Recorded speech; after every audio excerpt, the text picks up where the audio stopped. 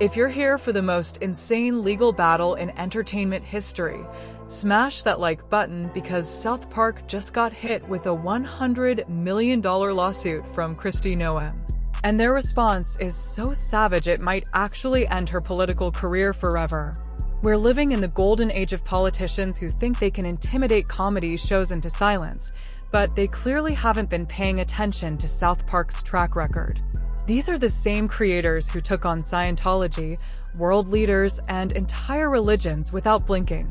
Now they're facing off against a governor who shot her own dog and thinks a cartoon is her biggest problem. The whole mess started when South Park's latest season introduced a character called Ice Barbie, a blonde politician from a rural state who solves every problem by shooting something. The character bears such an uncanny resemblance to Kristi Noem that even her own staff reportedly started making jokes about it behind closed doors. But here's where it gets absolutely insane. Instead of ignoring the obvious parody like any smart politician would do, Noem decided to lawyer up and demand $100 million in damages for what she claims is defamation, emotional distress, and damage to her political reputation.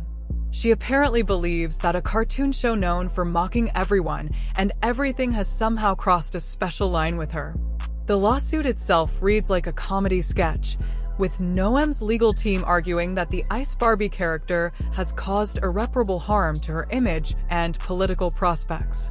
They're demanding not just money, but a public apology and the removal of all episodes featuring the character. It's the kind of legal overreach that makes First Amendment lawyers salivate with anticipation. South Park's response came exactly 48 hours after the lawsuit was filed, and it was more brutal than anyone expected. Instead of issuing a standard legal statement through attorneys, creators Trey Parker and Matt Stone held an impromptu press conference that was equal parts comedy show and legal defense.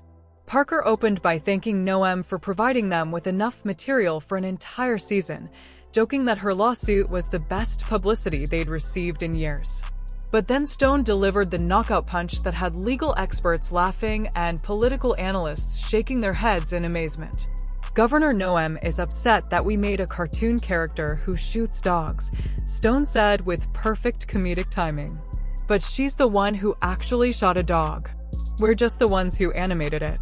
If she's worried about her reputation, maybe she should have thought about that before writing a book bragging about killing her puppy.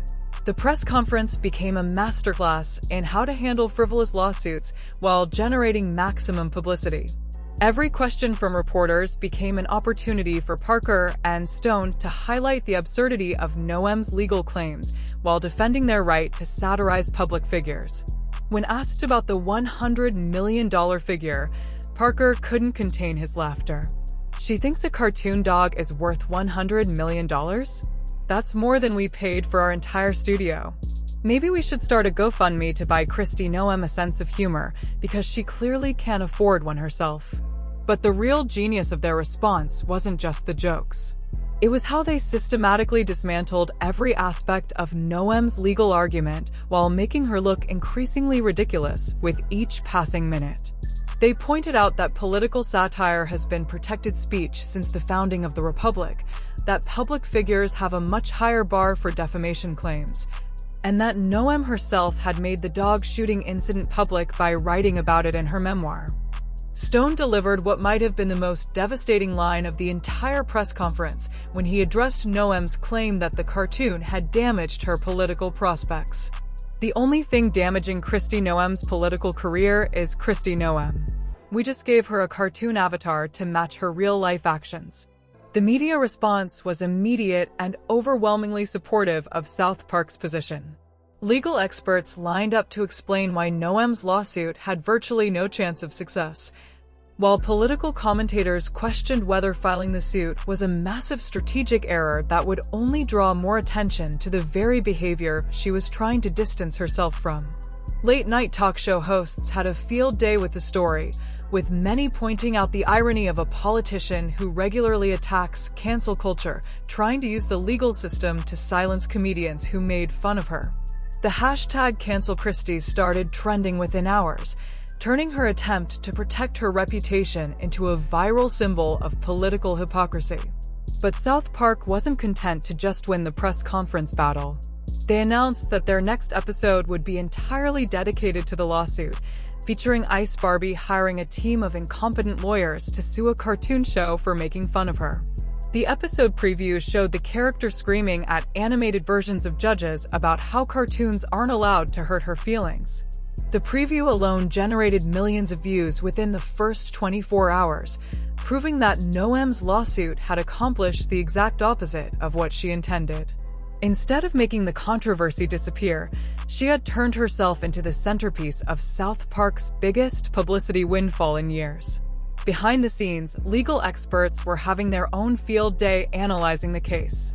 Constitutional lawyers pointed out that Noem's suit faced nearly impossible odds given the strong protections for political satire in American law. The Supreme Court had repeatedly ruled that public figures, especially politicians, must accept criticism and mockery as part of their chosen profession. The economic argument was equally absurd, with media analysts noting that South Park's parody had probably increased Noem's name recognition more than any campaign advertisement could have. The idea that being featured in a popular comedy show had somehow cost her $100 million in damages struck most observers as legally frivolous and politically tone-deaf. Noem's own political advisors were reportedly furious about the lawsuit, according to sources close to her campaign.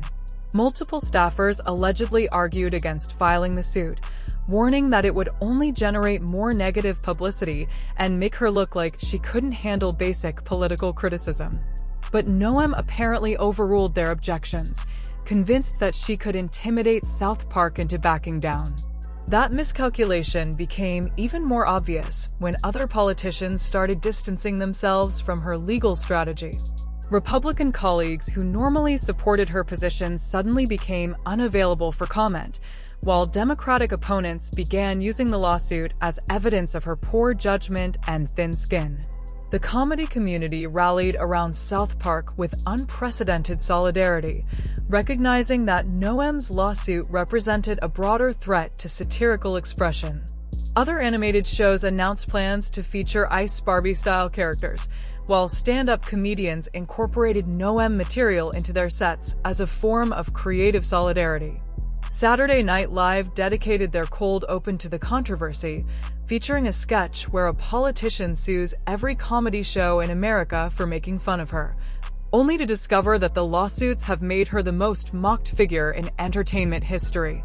The sketch ended with the Noem character realizing she had played herself, but being too proud to admit her mistake. The international media picked up the story as an example of American political dysfunction, with European outlets expressing amazement that an elected official would waste taxpayer resources on such an obviously doomed legal strategy. The coverage made Noem a global symbol of political thin-skinned narcissism. Social media became a battleground where Noem supporters tried to defend her actions while being overwhelmed by memes, clips, and commentary supporting South Park's position. Every attempt to argue that the cartoon had gone too far was met with reminders that Noem herself had publicized the dog shooting story in her own book. The most damaging aspect of the controversy wasn't even the legal case itself, but how it revealed Noem's fundamental misunderstanding of how modern media works. By trying to suppress criticism, she had amplified it exponentially. By demanding an apology, she had generated more mockery. By filing a lawsuit, she had turned a single episode into a media phenomenon. South Park announced they were considering creating an entire Ice Barbie spin-off series, joking that Noem's lawsuit had convinced them there was clearly audience demand for more content about thin-skinned politicians who couldn't handle satirical criticism. The announcement sent Noem's legal team scrambling to expand their lawsuit to cover hypothetical future episodes. As the story continued to dominate news cycles, political analysts began questioning whether Noem's presidential ambitions had been permanently damaged by her inability to handle a cartoon parody. The incident became a case study in how not to respond to satirical criticism, with her reaction being more damaging than anything South Park had originally created. The ultimate irony was impossible to miss. Noem had filed a $100 million lawsuit claiming that a cartoon had damaged her reputation, but her lawsuit had generated infinitely more negative publicity than the original episode ever could have. She had turned herself from a minor South Park target into a national punchline, and the cameras were capturing every moment of her self-inflicted political destruction. Drop your thoughts in the comments about whether politicians should be able to sue comedy shows. Hit subscribe for more legal drama breakdowns, and remember that in America, the right to mock politicians is exactly as important as the right to elect them. Sometimes more important.